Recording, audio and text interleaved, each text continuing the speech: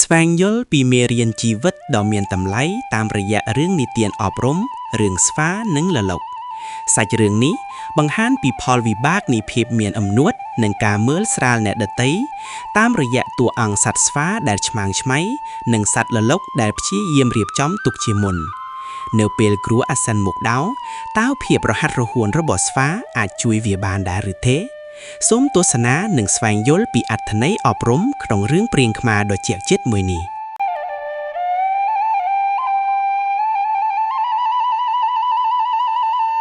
កាលពីព្រេងនាយក្នុងព្រៃព្រឹក្សាដ៏ធំល្វឹងល្វើយមួយដែលសម្បូរទៅដោយរុក្ខជាតិបៃតងខ្ចីនិងផ្លែឈើព្រៃរាយប៉ាយគ្រប់ទិសទីមានសត្វស្វាមួយក្បាលរស់នៅដោយក្តីរីករាយនិងមានមោទនភាពចំពោះភាពរហ័សរហួនរបស់ខ្លួនជាខ្លាំងស្វានេះមានចរិតឆ្មាងឆ្មៃចូលចិត្តដើរបង្អួតសាច់ដំនិងសមត្ថភាពលោតផ្លោះពីមែកឈើមួយទៅមែកឈើមួយទៀតដោយមិនចេះនឿយហត់នៅជិតដើមឈើធំដែលស្វារស់នៅមានសត្វលលកមួយគូបានសាងសង់សម្បុកយ៉ាងតូចច្រឡឹងនៅលើមែកឈើទាបមួយមេលលកតែងតែខិតខំប្រឹងប្រែងពាំកំទេចឈើនិងចម្បាំងមកធ្វើជាជំរកដ៏កក់ក្ដៅសម្រាប់ការបៀខ្លួននិងសុទ្ធរបស់វាដោយភាពហ្មត់ចត់បំផុតជារៀងរាល់ព្រឹកនៅពេលដែលពន្លឺព្រះអាទិត្យចាប់ផ្ដើមចាំងចែកមកលើស្លឹកឈើដែលពោពេញដោយដំណក់សន្សើមចៅស្វាតែងតែលោតចុះលោតឡើងរត់សើចំអស់ឲ្យមេលលកដែលកំពុងជាប់រវល់នឹងការងារថាណែមេលលកអើយមើលចុះឯងខំប្រឹងធ្វើអ្វីម្លេះសម្បុកឯងតូចចង្អៀតបែបនេះតើអាចការពារឯងពីសត្រូវឬគ្រោះថ្នាក់អ្វីបានទេ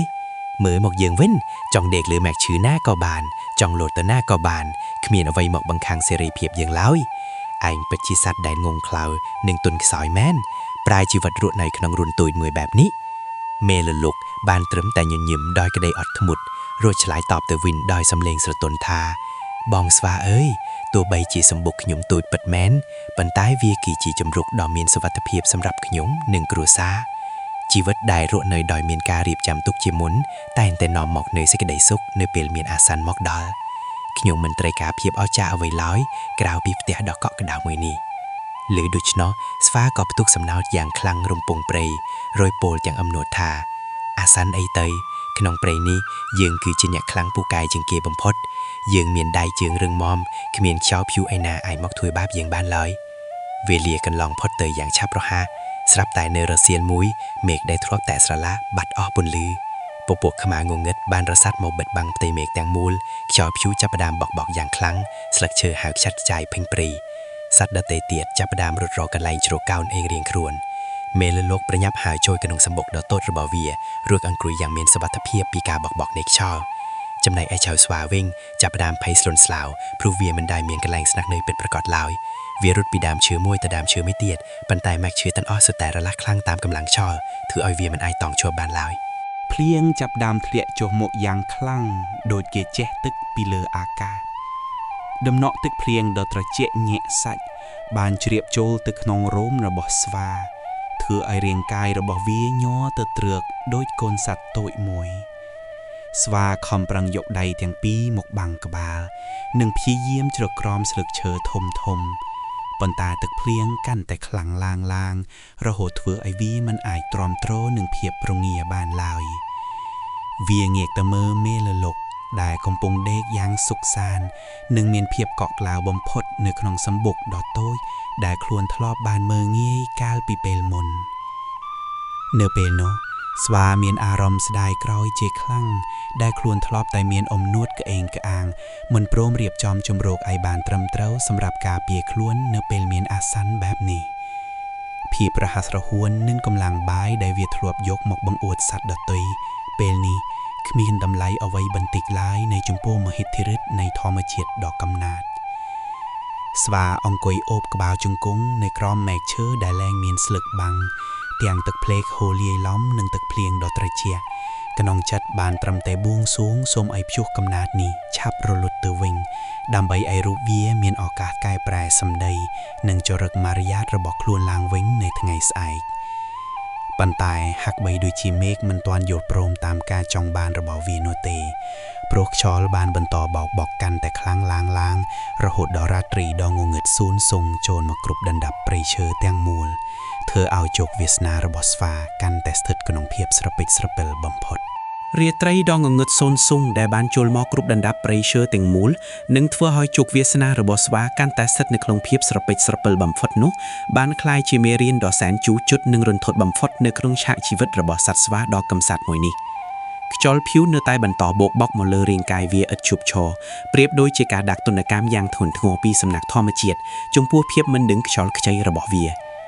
រាងកាយដែលធ្លាប់តែលោតកញ្ចេញពីមេឈើមួយទៅមេឈើមួយទៀតដោយមោទនភាពឥឡូវនេះបានត្រឹមតែអង្គុយញ័រទៅត្រួតថ្មីងប៉ះគ្នាឮសូរក្រឹកខណៈដែលទឹកភ្លៀងត្រជាក់ស្រេបបានជ្រាបចូលទៅក្នុងរោមនិងស្បែករហូតដល់ញាក់សាច់ដល់ឆ្អឹងខ្នង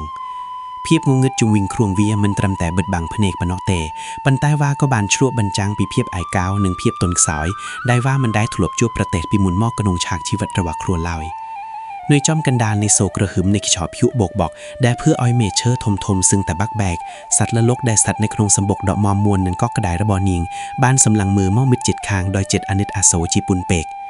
ទោះបីជាកាលពីថ្ងៃមុននាងត្រីបានស្វាប្រាវសម្ដីមើលងាយនិងចំអកលក់លើយ៉ាងណាក៏ដោយក៏ចិត្តមេត្តារបស់នាងមិនអាចបណ្ដោយឲ្យនាងឈរមើលសត្វស្វាស្លាប់នៅចំពោះមុខដោយមិនធ្វើអ្វីសោកបានឡើយលលកបានបន្លឺសំឡេងយ៉ាងស្រទន់ដែលពោពេញដោយភាពកក់ក្ដៅកាត់តាមសូរខ្យល់ដ៏កំណាតថាបងស្វាអើយតើបងសុខទុក្ខយ៉ាងណាដែរក្នុងរាត្រីដ៏មហន្តរាយនេះខៀវពិតជាមានការសោកស្ដាយនិងអាណិតអាសូរណាស់ដែលឃើញបងត្រូវមេឃដីដាក់ទោសបែបនេះប៉ុន្តែនេះហើយគឺជាលទ្ធផលពិតប្រាកដនៃភាពខ្ជិលច្រអូសនិងការមើលស្រាលជប់ទៅការរៀបចំជម្រើសទុកជាមុនសម្រាប់ទប់ទល់នឹងគ្រោះថ្នាក់ស្វាដែលកាលពីមុនតែងតែមានសម្ដីអួតអាងនឹងការឆ្នាំងឥឡូវនេះបានត្រឹមតែបង្ហូរទឹកភ្លៀងហូរលាឡំនឹងដំណក់ទឹកភ្លៀងមុននឹងវាខំប្រឹងឆ្លើយតបទៅកាន់លលកវឹងទាំងសំឡេងញ័រខ្សោៗថាបងស្រីលលកដ៏មានចិត្តបុណ្យអើយខៀមពិតជាខកហើយខៀមដឹងខ្លួនច្បាស់ណាស់ថាខៀមបានប្រព្រឹត្តកំហុសដ៏ធំធេងខៀមពិតជាល្ងងខ្លៅបំផុតដែលគិតថាភាពរហ័សរហួននិងកម្លាំងបាយរបស់ខៀមអាចជំនួសសម្បុកឬជំរឿដ៏រឹងមាំដែលការចេញពីការតស៊ូព្យាយាមបានខៀមសំទោសចេញពីបេះដូងចំពោះរាល់សម្ដីអាក្រក់និងចរិតក្រអឺតក្រទុំដែលខៀមបានបង្ហាញទៅកាន់ប្អូនកន្លងមកប្រសិនបើមេឃដីនឹងមានមេត្តាឲ្យខៀមមានឱកាសរស់រហូតដល់ឃើញពន្លឺថ្ងៃស្អែកខៀមសន្យាថានឹងកែប្រែខ្លួនជាថ្មីដើម្បីក្លាយជាសត្វដែលមានប្រយោជន៍និងដឹងខុសត្រូវ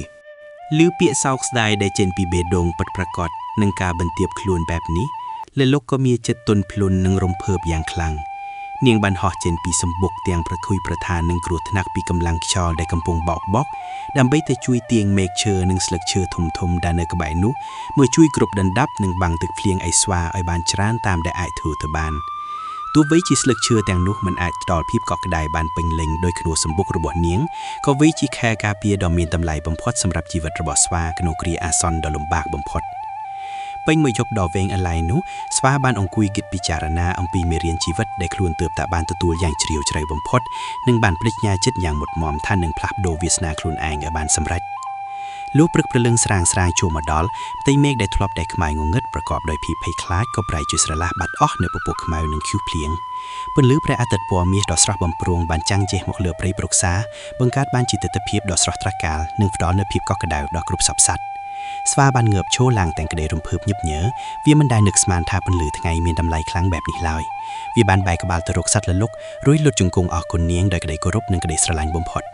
ចាប់ពីថ្ងៃនោះមកសត្វស្វាដែលធ្លាប់តែដើរលោតកជែងនិងបង្កើរឿងឥតប្រយោជន៍បានក្លាយជាសត្វដែលខិតខំប្រឹងប្រែងបំផុតនៅក្នុងព្រៃ